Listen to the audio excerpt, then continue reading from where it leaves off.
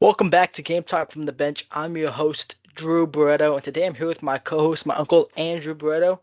And today we got some starting one quarterbacks officially named for Week 1 of the NFL season, as well as some new signings and potential trades. We also for the NBA we got a retired All-Star.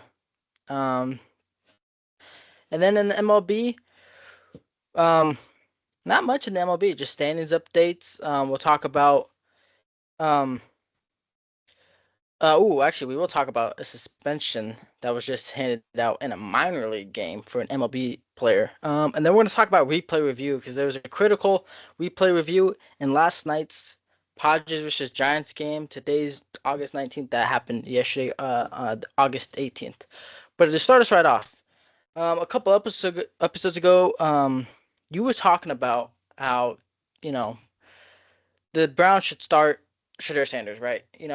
They were dealing with the injuries with Kenny Pickett and Dylan Gabriel. Dylan Gabriel did play in week 2 of their preseason game. He did all right. He had a couple turnovers, due for 100 plus yards. Um, and I talked about how Joe Flacco is 40. He's old. But he was named their starting quarterback week 1. And so they're rolling out with Flacco. I mean, what do you what are your thoughts on that? Yeah, no, I think because of the obvious injuries they have to the other quarterbacks, Kenny Pickett, he's been sidelined. Dylan Gabriel's been sidelined. Shadur Sanders, who was playing pretty good football in that last preseason, he's got he hasn't received first team reps, and he has an oblique injury, so he's been limited as well, and I think all that led up to ultimately Joe Flacco getting the starting nod, which, hey, that's the way you got to go. He's just a proven veteran in the league, and he's still winning games. He's over 40, or he is 40, and he's on the list with like guys like Tom Brady and Aaron Rodgers, Brett Favre to have get an opening day start at the age of 40, and I mean, we'll see how it goes. I could see, if these guys, start getting healthy, and particularly, I think Sanders ultimately jumps in there. I don't. We'll see, because that's if Flacco could stay upright too. If he ends up getting injured, then something happens to him down the line, then I do see one of these younger guys jumping in, and that's an opportunity for like someone like Sanders, who has a lot to prove, like we mentioned before, and I think he eventually comes in and wows everybody and gets the ball rolling, starts bringing some excitement to the Cleveland. Yeah, obviously, Kevin Stefanski, he goes with the veterans, like I said in our last episode.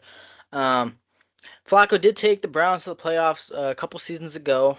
They were first round exits, but he did get hot with them. Obviously last year he was with the Colts. They didn't make the playoffs. And now he's week 1 starter. I mean, what a comeback for Joe Flacco, right? He was, obviously he was with the not the Falcons. He was with the Ravens, won the Super Bowl. And then he was kind of like out of the league for a couple of years, and then he's made this comeback in his late 30s. Now he's 40. It's been pretty surprising. I mean, he's done well. We have to wait and see. We can't.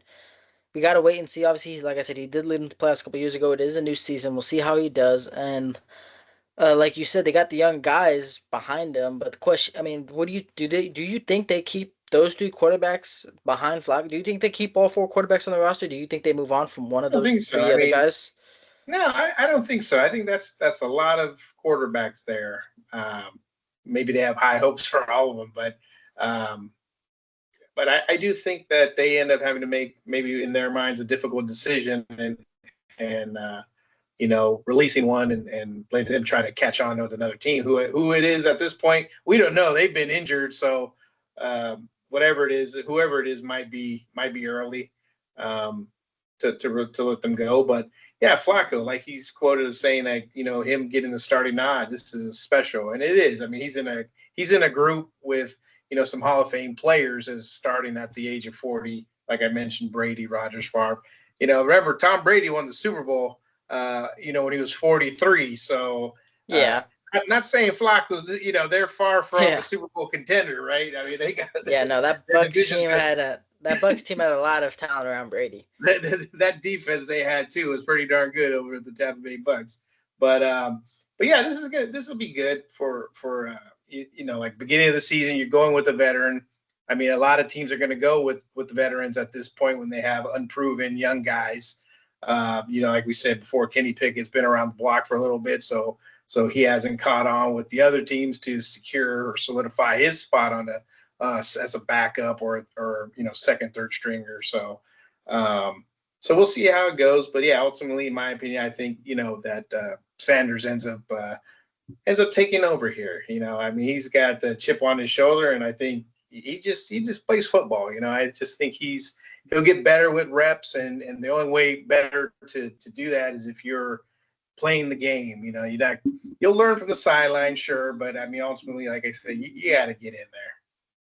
Yeah, and for me, it's difficult to say who they because I don't think they keep all four. I mean, that's a lot. That's extra roster spots. Obviously they get the two Exactly. plus the third emergency, but I just don't know who they would cut because obviously they named Flacco the starter. They traded for Kenny Pickett. Obviously they drafted Dylan Gabriel in the third round, and then they drafted Sanders in the fifth.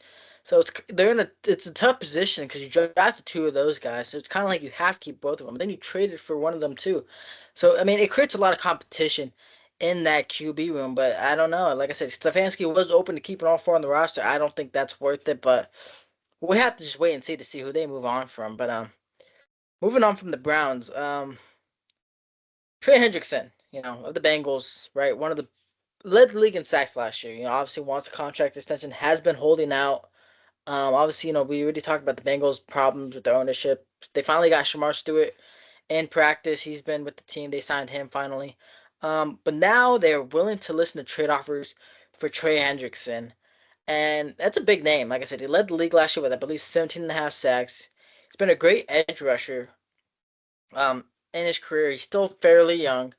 Um, and now, like I said, for a defense that was really poor last year, um, you would want to keep your top defensive guy, but it looks like they're going to move on from him. And I don't know. I mean, there's a lot of teams interested. Like I said, he was one of the best edge rushers last year. Obviously, the Lions are a name to look out for. They have a great defensive uh, front line. They got Aiden Hutchinson, who's coming back from injury. Obviously, they dealt with a lot of injuries on their defensive line last year, so they would like more depth at that position. The Raiders, the Las Vegas Raiders, could pair him with Max Crosby, and that could be one of the top edge rush duos in the league. Obviously, the Raiders' defense hasn't been great in Yeah. previous years. They've been okay the past couple of years, but nothing special. Eagles, Howie Roseman. Um, Obviously that guy can make miracles happen. So he could be a guy that could end up with him. The Bills, the Patriots. I mean, a lot of teams. I mean, every team should be interested in this guy. It's just a matter of do the No, Bengals trade him, exactly. and where does he end up going to? Yeah, I think like you said, I think there's just going to be a lot of teams lining up for him, especially playoff Super Bowl chasing teams who are going to be calling the Bengals up, seeing what they want from him, and maybe that's what the Bengals want. They want to see, they want to put him out there, tell them that they're going to trade him, so they can see what kind of return are we going to get for him. We're not a very good defense with him, so we might as well try to get something for him now. While he's still, one of the best pass rushers and uh, quarterback sacks, and all that stuff. So, um, yeah, it's just a matter of see who who makes their it's all like try to negotiate a contract and eventually, sign them to some kind of deal before the season starts. But before the season. So yeah, more wait to see kind of thing. But yeah, I do think that a lot of people should be calling for him. Yeah, every team, like I said, should be interested. I mean, you know, with that position, you need to have depth on your defensive line, and he just makes your defense 10 times better because that's just the type of player he is. He's just constantly hustling. He's just, like I said, one of the best edge rushers in the league. Speaking of edge rushers, though, Dolphins expect to sign four-time Pro Bowler Matt Judon a one-year deal for $6 million. Obviously, Judon Like I said, four-time Pro Bowler, was with the Ravens from 2016 to 2020, and then he was with the Patriots for a couple years. Um, and now he's then he landed with the Falcons and a sign in a trade, and now he is with the Dolphins. They already have the Dolphins already have Bradley Chubb, Chop Robinson, Jalen Phillips. Jalen Phillips was out last year due to injury, so like I said, another Pro Bowl, another edge rusher that adds to D line that's getting healthy, that needs more depth. And I mean, that's what you need. Defense wins championships. Edge rushers are one of the most important parts of a defense, and Dolphins should do just that. Signing Judon, obviously, like I said, he's a Pro Bowl. He's a great edge rusher. Had a little bit of a down year, but still has enough in the tank to put up a Yeah, great Pro Bowl year. But another QB situation we have is in Indianapolis. Obviously, the Colts drafted Anthony Richardson with I believe the fourth overall pick a couple years ago. Um, yes, in 2023, it was the fourth overall pick. And he hasn't been too great in his first couple of seasons. Obviously, he dealt with injury his rookie year, dealt with the shoulder injury, kept him out most of the year. Last season, Joe Flacco took his position a little over halfway through the year. And now he loses the starting quarterback job to Daniel Jones. Obviously, Daniel Jones, longtime Giant, was released from the Giants last year. So yeah, another young QB loses his job to a veteran, and obviously Daniel Jones, yeah, he's a veteran. He's been to the playoffs one time, but even then, Daniel Jones isn't too great. So, I mean, that kind of just tells you a lot that there is to Anthony Richardson, and it's tough because coming out of college, he was a great quarterback. He was one of the most hyped quarterbacks because of his size. He was getting comparisons to Cam Newton, and he's struggled to say the least. But yeah, pretty much. I mean, everything like you just said, he struggled, and maybe he's just still really raw and needs to work on, work on some getting some experience there, um, and I know you're not going to get it sitting on the bench, but like you said, another team that's went with a veteran that's played to several games more, I guess, than Richardson and this particular one, I think the same thing. Kind of, I think Daniel Jones is starting the season, but ultimately, I think Richardson hops back in there right after they see enough of Daniel Jones throwing to the other team. I think that Richardson makes his cameo appearance again and most likely takes his job back. Because we've already had kind of like a pretty good window of what Daniel Jones brings to the table, and as of now they just want to get him out there, and so the agent for Richardson is already trying to bring some drama to it. Like, we don't know, he's doing all the talking, but Richardson's just saying like, hey, I got to put more work in and this and that. The agent, on the other hand, I don't know if we're going to be with this team. I'm not sure what the future's like, and it's like, just relax. Just relax. You'll get back to playing. I mean, you got to start with practice, start with the reps you have, and go from there. yeah, and obviously in the first preseason game, he did dislocate his pinky. Got hit hard by David Ojabu from the Ravens. That made him leave the preseason game on the 7th. And then Daniel Jones came in, played I think 30 snaps before he was done. And so it's been tough for Richardson. He's a young career. I mean, like I said, he dealt with the shoulder injury that ended his rookie season after 1 month. Then he had an oblique injury that forced him out of action in week 5 and 6 of last season. Then, yeah, like I said, he got benched by Joe Flacco. Um, so it's been rough for him. Like you said, he still has a lot of raw talent. He's got the attributes. He's got the speed, the size, the arm strength. He just hasn't put together the quarterback aspect. The running through the defense, running through the play, and it's just something. It might take him a little bit longer to learn. But yeah, like I said, he loses the starting role to Daniel Jones.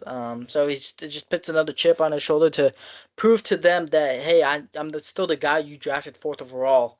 I still have what it takes. I just need he just might need a little more time, and that sometimes that needs to be the case. Sometimes guys don't figure out their career until they're already 6 years in, and that's just sometimes how some guys work. And he's only 23. Like you said, he was the first round, fourth pick in 2023, and he's been injured a good part of his career so far. So yeah, I think it's just get healthy, get your reps in at practice and just study. I mean, if that's the thing where he's not putting enough work in, that's a totally completely different story. But I mean, for us, like we see it on paper, it's kind of like, okay, something's going on here, but Daniel Jones is the starter. I think Richardson comes in after, like I said, after. I'm not sure the schedule, who the Colts play, but if things start going south, then we might see him sooner than we think.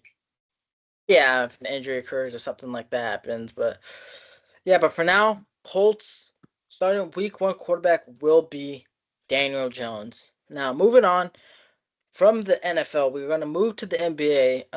Last episode we talked about the key games, opening day, Christmas, and finally the rest of the schedules for each team missed. But coming out today, John Wall, 5-time All-Star John Wall announces his retirement. Obviously, Wall was known for his time with the Wizards. He was an All-Star there. He was a great player. Finally announces his retirement, which leaves Paul George as the last player from the 2010 draft class to still be in the league, which is crazy to say. But yeah, Paul George is finally the last guy out of that draft class. John Wall calls it a career. Um, and it just Good shows player, you. yeah. He was just a like I've been reading here. He ends averaging 18.7 points, 8.9 assists per game. I mean, yeah, I recall him. When this guy was just so quick and just hard to guard. And pretty electric. And it's just too bad. Of course, everything like with sports, injuries end up changing your story.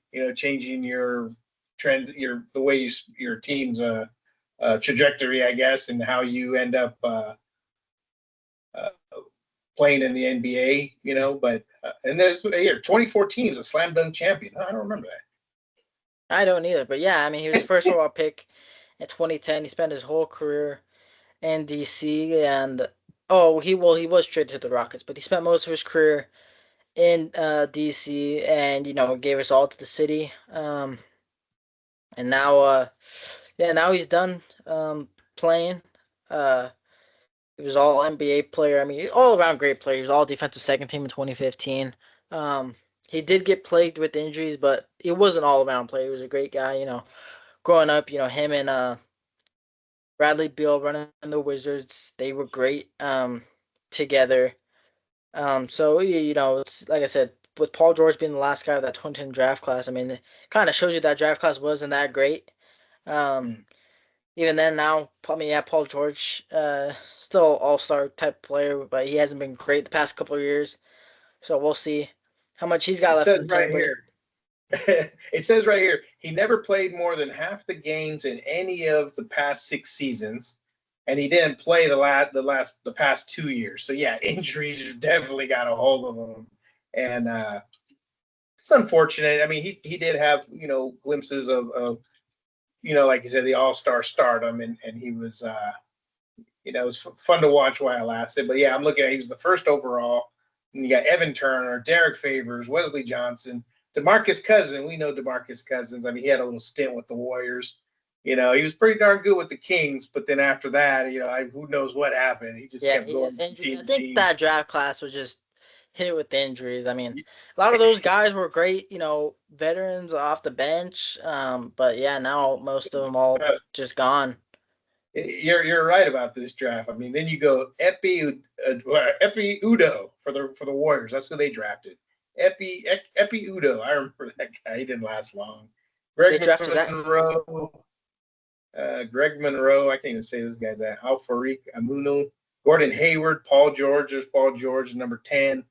Yeah, I'm going down it, and it's like Eric Bledsoe. I heard Eric Bledsoe stuck around for a while. Avery Bradley, he's a champion with the Celtics.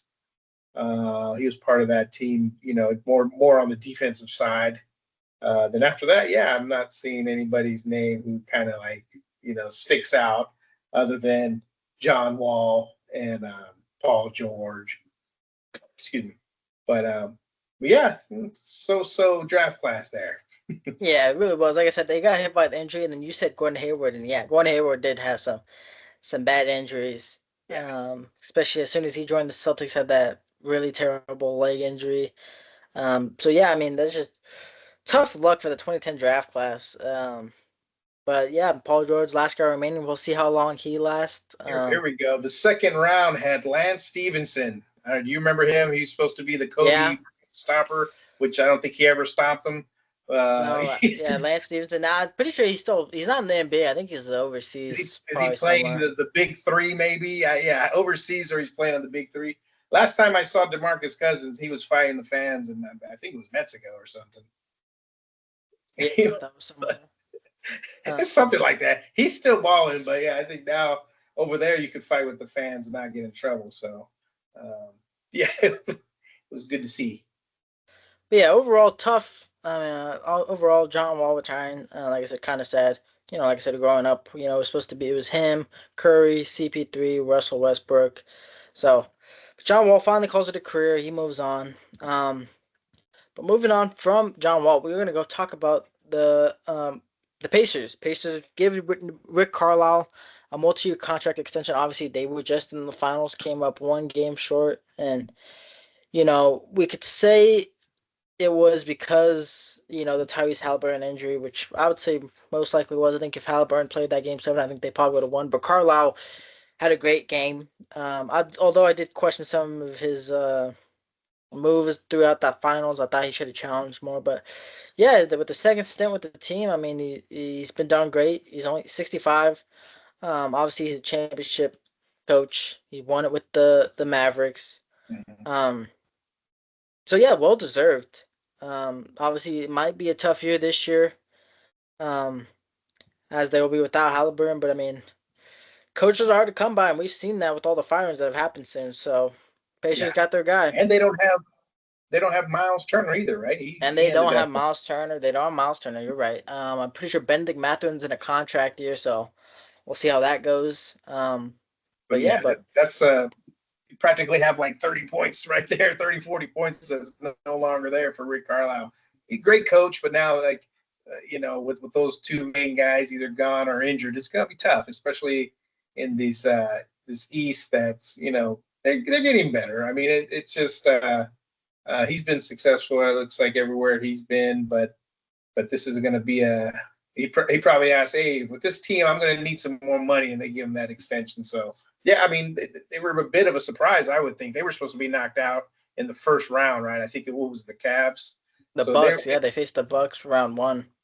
yeah, and they were supposed to get knocked out, and it didn't happen. They took it all the way to the finals and gave Oklahoma City, they gave them a run for their money all the way to the seventh game, and who knows, injuries as part of the game, and unfortunately, Pacers had a huge one, and that was like ultimately that was the game there, the series.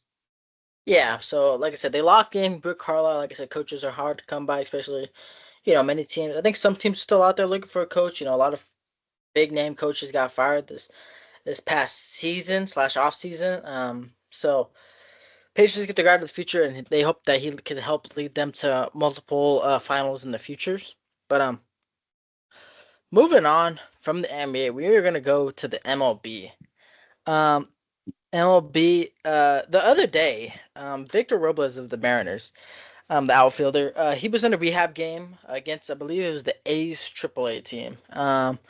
And apparently there's some like background history. Apparently he got hit by a couple of A's pitchers, I believe, last season.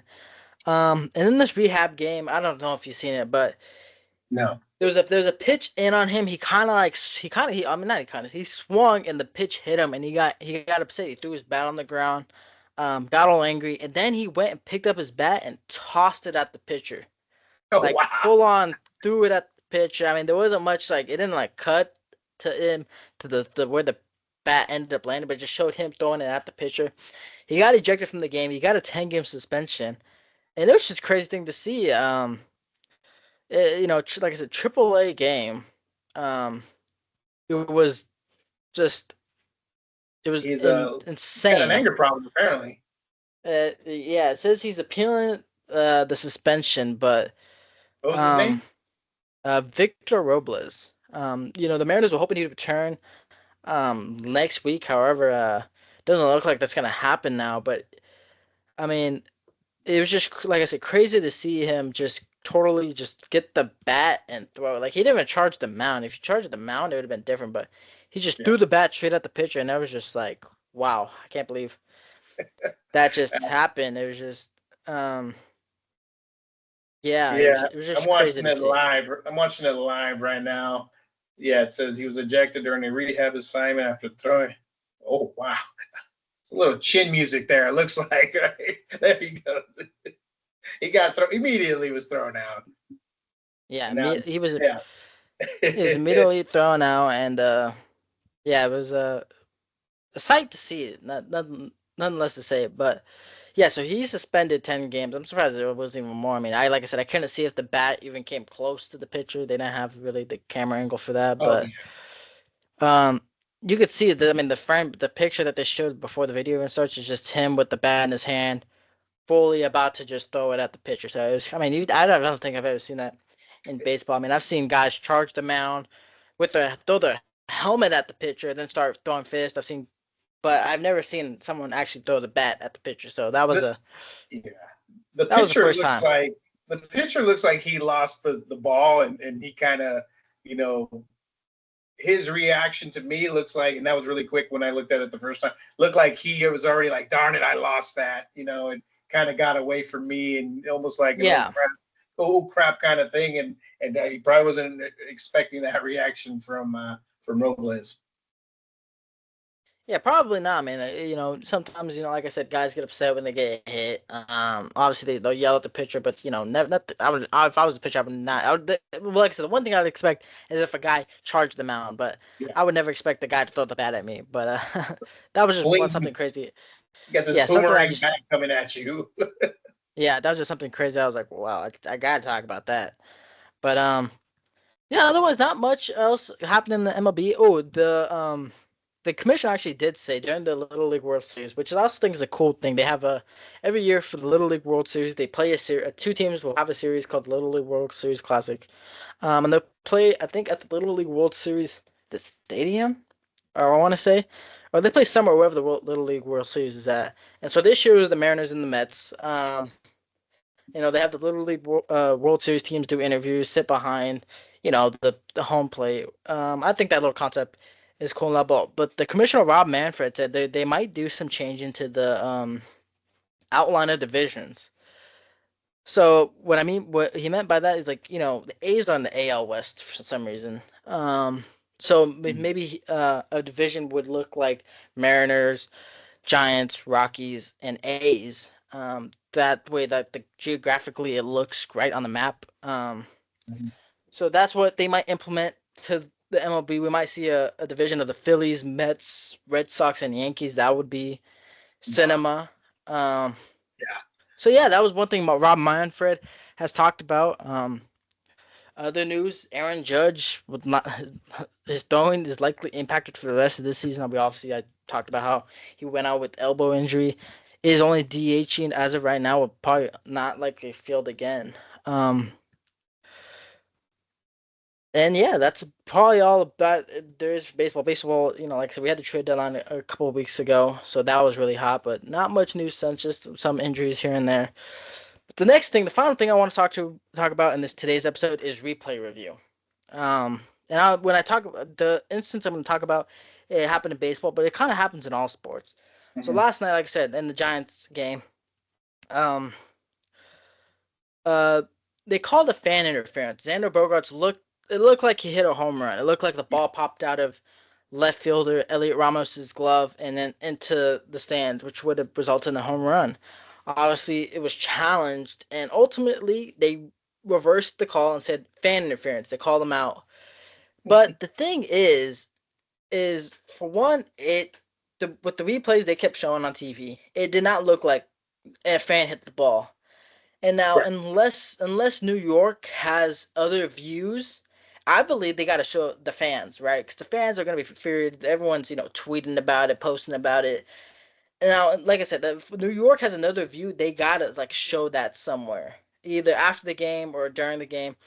I know the broadcast only have certain camera angles, but if New York has a different angle, they got to show that somewhere. Because from the fans' perspective, it looked like that was just a home run, and New York totally just missed the call. But another thing was Mike Schill got ejected. Because it took about 2 to 3 minutes. They took a decent amount of time looking at this, reviewing it, and Mike Schill got ejected because he came out the dugout went to talk to the ump, and they ejected him immediately because he came out at a time when he wasn't supposed to, which I think is a little. Jeez. I mean, he's just asking for an explanation of Yeah. why did they overturn this call. And so he was ejected, and even after the game, he said, why did it take 2 to 3 minutes? If it was so clear and conclusive, like I said, in all sports, in order for them to overturn something, it's got to be clear and conclusive. And normally, when it's clear and conclusive, you see it right away. But sometimes they take so long, and they kind of end up getting the calls wrong. Yeah. I've seen it like with the. Sorry everybody, but my power had just gone out, so I was disconnected. I've kind of lost out what I was at talking about replay. But Yeah. yeah, No, sometimes. I thought it was me the whole time. I know my internet. I just upgraded the megabytes, and I thought it was me because normally it is me when I'm freezing or the screen looks distorted, kind of thing. But no, you were talking about instant replay. Bogart says that home run was overturned, um, and then the coach gets tossed. Yeah, yeah, like I was saying, I think if it's like I said, clear and conclusive evidence. If it's so clear and conclusive, it should be instant, right? It shouldn't take so long for them to get this call right. It's either yes, it's a home run. No, it is a fan interference. Like I said, it's just rough because it kind of cost them the game almost. They lost yesterday 4-3. So I mean, we don't know if they would have won, but it definitely would have been a tied game, and they could have gone to extras. But that's just not. It's just not only there. It's just kind of everywhere. NFL, you kind of see it missed. Obviously they're trying to get better at it. This year they implemented the markers, the replay. So yeah, it's just the thing. Sometimes replay review is like sometimes it's like, what's the point of having it if it's not gonna be right? And it was just something fans sometimes get frustrated with. Obviously, when there's nothing fans can do at home. Yeah, But yeah, it's just. I'm looking at the game right now, and yeah, it goes through the who is that Ramos? It goes through his glove. He Mhm. could have caught it, and then this is not even an issue, but he missed it, and that's a Yeah, home run.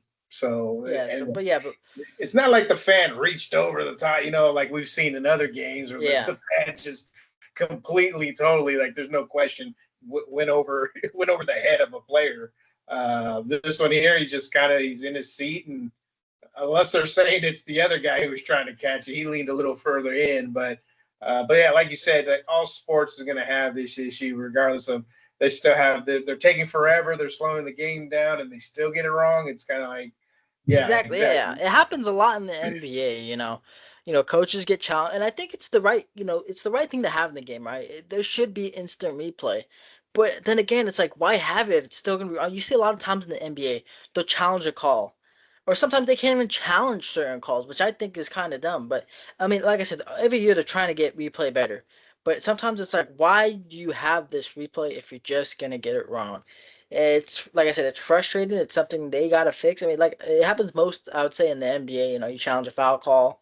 It looks like I said, they're showing it on the TV. It looks like a clear foul, and then like, oh, no foul. Or it's like, is he out of bounds? He's not out of bounds. They call it out of bounds. They challenge it. They still say he's out of bounds, but you see his heels above the line, and it's just And sometimes replay. It's frustrating. and not to mention, we're Raider fans, and I'm older than you, so I've seen a lot of instant replays not go the Raiders' way when it's kind of Yeah, obvious. One big one is the tuck rule. That one yeah. they stared at it forever. They even, they send it upstairs, and some 97-year-old guys looking at these monitors up close, and they still get it wrong. Until this day, they still got it wrong, Or and even the still, index card against the Cowboys. yeah, They pull out yeah, an index card. It's like, yeah. seriously. It's First a first down. down. Yeah, Index yeah. card. It's That's great. Yeah. that's Okay. that one, or the Des Didn't know that's Bryant, how we play football. or Where's the your cards at? yeah, or the Des Bryant catch. Was it a catch or Mhm. was it not? It looks like a catch. It looks like he's got not a Yeah. catch, and it's just big, especially in big moments. It It's has you for wondering, right? It has you wondering, yeah, it's like, got it's like, what dude, did why that do even to the have standings last night? yeah. Like, the Padres, were they down on the Dodgers? Or Well, were they up yeah, on they the Dodgers? the no, the Padres just got swept by the Dodgers, so they were 2 games back. But the Dodgers lost last night, so a game if the Padres would have won last night, would have put them up in the standings. Yeah, But yeah, just like I said, free play. Um, it's either they gotta get it. I mean, like I said, people are human. They're not gonna get everything 100% right. But it feels like it's not even like 70-30. It feels like it's almost like 50-50 on if they get the call right or not. So it's frustrating. And it's just something we got to deal with. But I guess we just got to move on. But that'll be all for today. Hopefully next time my power doesn't go out. It's been going up quite a lot recently. I don't know why, but gonna have to do He's got to pay your bill, man.